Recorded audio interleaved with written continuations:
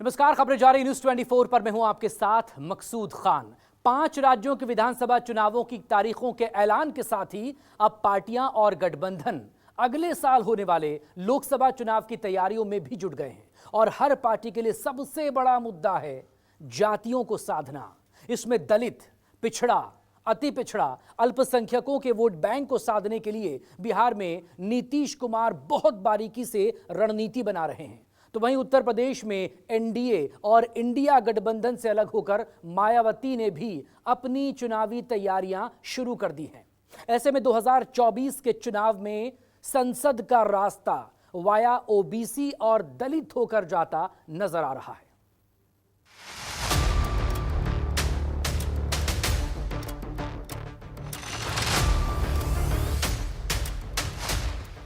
(2024) चुनाव की लड़ाई ओबीसी दलित पर आई।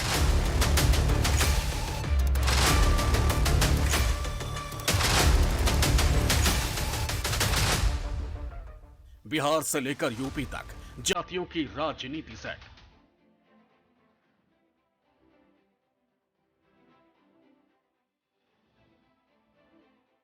यात्रा और रैलियों का दौर, जातियां जाएंगी किस ओर।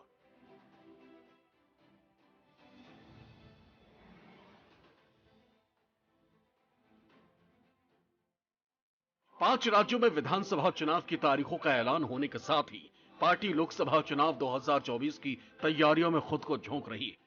2024 की पॉलिटिक्स स्ट्रेटजी में जातियों को साधने की रणनीति सबसे ऊपर है और इस रणनीति के सहारे एनडीए और इंडिया अलायंस बिहार और उत्तर प्रदेश की जमीन को सींचने की पुरजोर कोशिश में जुट गई है। बिहार में जातीय सर्वे करवाकर और उसके आंकड़े जारी करने वाले मुख्यमंत्री नीतीश कुमार अब ओबीसी आरक्षण की मांग उठा रहे हैं। उनका कहना है ओबीसी समाज की आबादी 60% से भी ज्यादा है, तो उन्हें उनके अनुसार आरक्षण मिलना चाहिए। यही नहीं, इस मसले को वह लोकसभा चुनाव तक जिंदा भी रखना चाहते हैं ताकि जातीय आधार पर ध्रुवीकरण हो सके और उसका फायदा मिल सके। अगले साल अप्रैल मई में लोकसभा का चुनाव होने वाला है और अगले 6 महीने तक नीतीश कुमार का फोकस ओबीसी आरक्षण पर ही रहने वाला है। बिहार में बीजेपी 80 बनाम 20 के नारे के साथ लोकसभा की ज्यादा से ज्यादा सीटें निकालना चाहती। वहीं नीतीश कुमार जातीय जनगणना के बाद 100% की रणनीति पर काम कर रहे हैं। 100% की स्ट्रेटजी को पूरा करने के लिए नीतीश कुमार 63% ओबीसी और ईबीसी के लिए कर्पूरी यात्रा, करीब 20% दलितों को साधने के लिए भीम यात्रा और राज्य के करीब 17% अल्पसंख्यकों को पाले में लाने के लिए भाईचारा यात्रा का सहारा ले रही। नीतीश कुमार जी सूरज है और जो बिहार में उन्होंने करके दिखाया है वो आपकी कल्पना से भी बाहर है। अति पिछड़े समाज नीतीश कुमार जी की ताकत है और नीतीश कुमार जी आपकी पहचान है। जब तक नीतीश कुमार जी हैं, अति पिछड़े वर्ग के साथ कोई अन्याय नहीं कर सकता। सतर्क रहिए, सचेत रहिए और हर जगह नीतीश कुमार जी का झंडा बुलंद करिए। अति पिछड़े समाज के लोग एक मुट्ठी के अंदर बंद रहिए, एकता के साथ रहिए। आपका हित नीतीश कुमार जी के हाथों में सुरक्षित है। बिहार के बड़े ओबीसी क्लास को अपने साइड लाने के लिए नीतीश कुमार ने कर्पूरी चर्चा की शुरुआत की है। ये कुछ वैसा ही है जैसे भारतीय जनता पार्टी ने 2014 में चाय पर चर्चा के साथ अपना माहौल बनाया था। आपको बता दें कि कर्पूरी चर्चा की शुरुआत 15 अगस्त से हुई, जो 24 जनवरी तक चलेगी।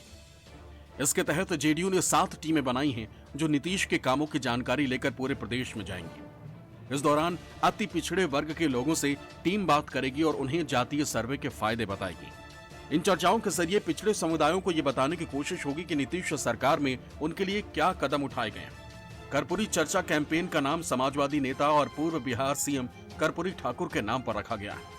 कर्पूरी ठाकुर को सोशल इंजीनियरिंग की राजनीति के पुरोधा के तौर पर देखा जाता है।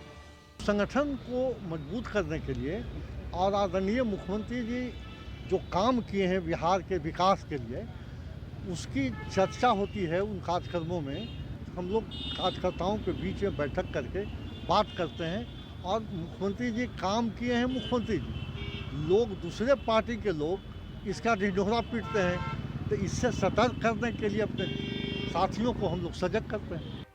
बिहार में जातीय गणना की रिपोर्ट जारी होने के बाद राजनीतिक दल संबंधित जातियों की गोलबंदी करने में जुटे। इसी कड़ी में जेडीयू सरकार एक संसद का आयोजन कर रही। मुख्यमंत्री नीतीश कुमार ने भीम संसद रथ को हरी झंडी दिखाकर रवाना किया। रथ पर संविधान बचाओ, आरक्षण बचाओ, देश बचाओ का पोस्टर भी लगा हुआ है। यह रथ भीम संसद के नाम से निकाली गई है, जो पूरे बिहार में घूमेगी। सरकारी ऐलान के मुताबिक 10 अक्टूबर को मुख्यमंत्री नीतीश कुमार ने भीम रथ को हरी झंडी दिखाकर रवाना किया। पटना के वेटरनरी मैदान में 5 नवंबर को संविधान बचाओ, आरक्षण बचाओ, देश बचाओ स्लोगन के साथ जेडीयू भीम संसद का आयोजन करेगी। भीम संसद रथ के जरिए नीतीश सरकार प्रदेश के करीब 20% दलित वर्ग तक पहुंचने की कोशिश करेगी।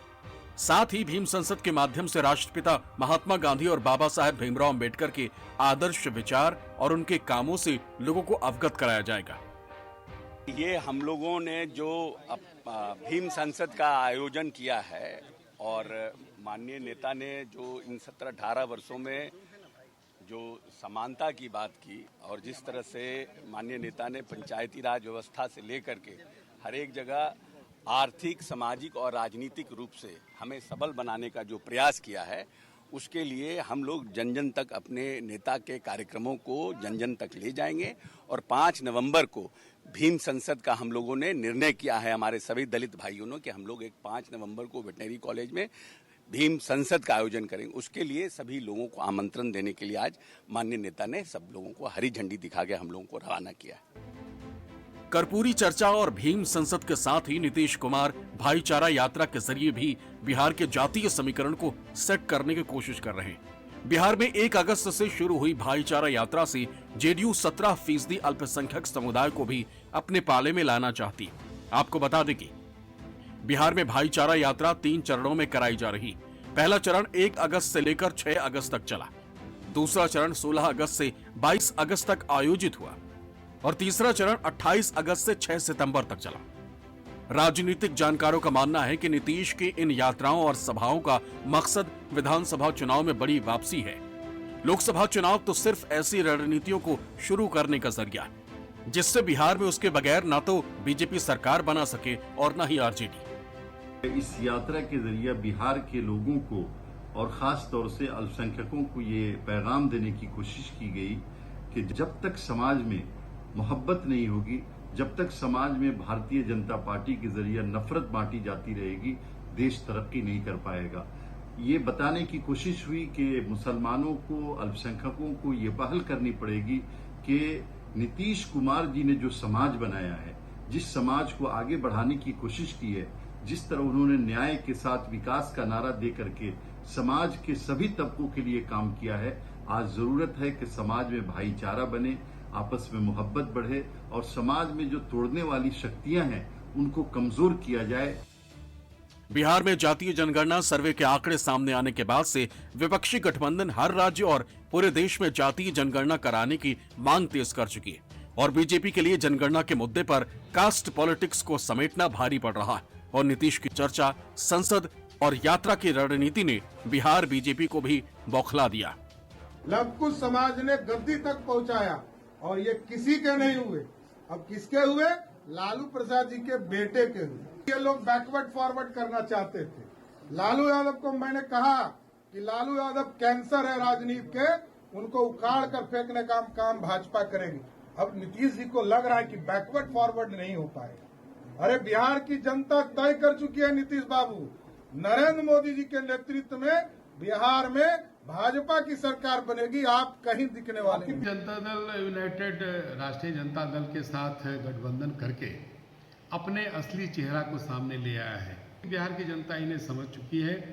ये सिर्फ राजनीतिक लाभ की दृष्टि से कभी राष्ट्रीय जनता दल के साथ मिलते हैं, कभी नीतीश जी भारतीय जनता पार्टी के साथ जुड़ते हैं और इनकी राजनीतिक विश्वसनीयता इतनी समाप्त हो गई है कि बिहार के लोग अब इनके राजनीतिक नेतृत्व पर कभी भरोसा कर ही नहीं सकते हैं। इसीलिए ये अपनी राजनीतिक जीवंतता बनाए रखने की इस तरह के आयोजन करते हैं। इससे बिहार, इस झांसे में बिहार की जनता नहीं आने वाली है। उत्तर प्रदेश में ओबीसी और दलित वोटर्स को साधने के लिए एक तरफ भारतीय जनता पार्टी तो दूसरी तरफ इंडिया अलायंस में समाजवादी पार्टी ने पूरी जुगत लगानी शुरू कर दी है। राज्य विधानसभा चुनाव की तारीखों के ऐलान के बाद से ही यूपी में बड़े दलित वोट बैंक वाली मायावती भी चुनावी मैदान में कूद गई हैं। साल 2024 के लोकसभा चुनाव को लेकर मायावती ने भी अपनी तैयारियां तेज कर दी हैं। उत्तर प्रदेश में बीएसपी प्रमुख मायावती ने पहले ही ऐलान किया है कि वो 2024 का लोकसभा चुनाव अपने बलबूते पर लड़ेंगी। मायावती ने साफ कर दिया है कि वो ना तो एनडीए और ना ही इंडिया गठबंधन में शामिल होंगी और मायावती इसी दिशा में आगे बढ़ रही हैं। जानकारी के मुताबिक मायावती 2019 लोकसभा चुनाव की सीटों पर फोकस कर रही। उन सीटों में जीती हुई और कम अंतर से हारी हुई सीटें शामिल हैं। मायावती भरोसेमंद और जिताए उम्मीदवारों को उतारने की तैयारी में। 2019 लोकसभा चुनाव में मायावती समाजवादी पार्टी के साथ गठबंधन में थी। 2019 चुनाव में बीएसपी ने 38 सीटों पर चुनाव लड़ा था और 10 सीटें जीती थी। वहीं बहुजन समाज पार्टी 27 सीटों पर नंबर 2 पोजीशन पर थी। यही वजह है कि अब मायावती का फोकस पिछले चुनाव के 38 सीटों पर ज्यादा है। खबर यह भी है कि मायावती की पार्टी के इक्का दुक्का सांसदों को छोड़कर बाकी सांसद किसी न किसी दूसरी पार्टी के संपर्क में हैं। इसलिए अब मायावती और उनके रणनीतिकारों ने पिछली बार जीती और कम अंतर से हारी सीटों पर ज्यादा फोकस करने का फैसला लिया है। मायावती को एक हार्ड बार्गेनर के रूप में जाना जाता है। पूरा गुणा गठित करके ही चुनाव लड़ती हैं। इस बार उन्होंने अपने पत्ते नहीं खोले हैं। फिलहाल न तो एनडीए के साथ रहेंगी न इंडिया गठबंधन के साथ जाएंगी। ये अलग बात है कि अकेले लड़ने की दशा में मायावती के सामने न सिर्फ अच्छे उम्मीदवार तलाशना बल्कि जनता के बीच में जो मत छिटक रहा है उसको एकजुट कर पाने की भी बहुत गंभीर चुनौती होगी। दरअसल लोकसभा चुनाव में 2019 में अंबेडकर नगर, अमरोहा, बिजनौर, गाजीपुर, घोसी, जौनपुर, लालगंज, नगीना, सहारनपुर, श्रावस्ती पर जीत हासिल की थी। इसके अलावा मछली शहर में कुल 181 मतों से मेरठ सीट 4729 और सुल्तानपुर 14526 मतों से हारी थी।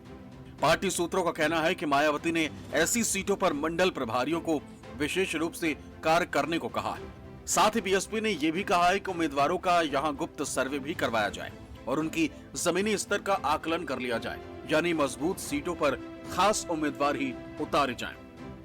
कांग्रेस सहित पूरा विपक्ष पूरे देश में मोदी के खिलाफ और भाजपा के खिलाफ भले ही एक हो रहा हो, अगर उत्तर प्रदेश में बसपा का साथ नहीं मिला तो इंडिया गठबंधन का जो लक्ष्य है वो उससे काफी दूर रह जाएगा। बिना मायावती के, बिना बसपा के उत्तर प्रदेश में भारतीय जनता पार्टी को मुकम्मल चुनौती देना नामुमकिन है। दलित वोट बैंक खिसका है, उनको इस बात की चिंता है, लेकिन अगर अलायंस के साथ लड़ती हैं तो उनका वोट बैंक और ज्यादा गड़बड़ होने की आशंका पार्टी नेतृत्व के मस्तिष्क में है। ऐसी सूरत में मायावती किसके साथ जाएंगी यह स्पष्ट नहीं कहा जा सकता। यूपी की सियासत में दलित वोट का बड़ा हिस्सा हमेशा मायावती का साथ देता रहा है, लेकिन इस बार लोकसभा चुनाव 2024 के स्क्रिप्ट से मायावती पूरी तरह गायब नजर आई है। दूसरी तरफ बीजेपी बड़े पैमाने पर उत्तर प्रदेश में हिंदुत्व के साथ साथ सभी जातियों को एक साथ बांधकर आगे बढ़ने की कोशिश में है, तो वहीं इंडिया अलायंस बिहार की जातीय जनगणना के बाद से पूरी तरह जातिगत पॉलिटिक्स पर उतर आई। चुनावी मौसम में यूपी फैक्टर में मायावती को नजरअंदाज करना किसी भी पार्टी के लिए संभव नहीं। यही वजह है कि गाहे बगाहे हर दल मायावती को निशाने पर लेती रही और कहीं न कहीं हर पार्टी को डर है कि चुनाव में मायावती उनका गणित बिगाड़ सकती है। उत्तर प्रदेश में कई प्रकार के राजनीतिक गठबंधन बनाए गए। कांग्रेस सपा का साथ हुआ, बसपा सपा का साथ हुआ। कोई भी राजनीतिक दल आज जाति और मजहब के समीकरण कितना भी फिट करने की कोशिश करे, लेकिन जनता उसे खारिज कर दे रही है।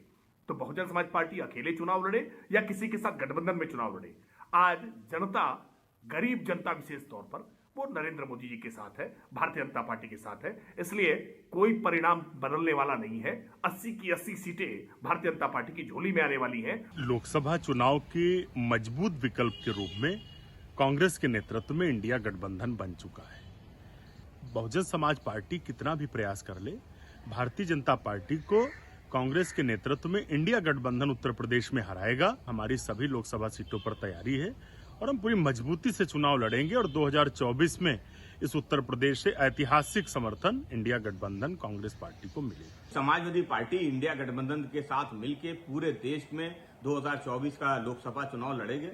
जहां तक बसपा भारतीय जनता पार्टी के प्रत्याशियों की बात है, उनकी सूची जारी होने की बात है, तो ये उन दलों का अंदरूनी मामला है। समाजवादी पार्टी पिछड़े दलित अल्पसंख्यक किसान मजदूर की बात को उठाते हुए 2024 का लोकसभा चुनाव लड़ने के काम करेगा। जल्द ही समाजवादी पार्टी इंडिया गठबंधन अपनी प्रत्याशियों की सूची को जारी कर देगी। बहरहाल लोकसभा चुनाव में अभी वक्त है और विधानसभा चुनावों के नतीजे लोकसभा चुनावों की तैयारी पर असर डालेंगे।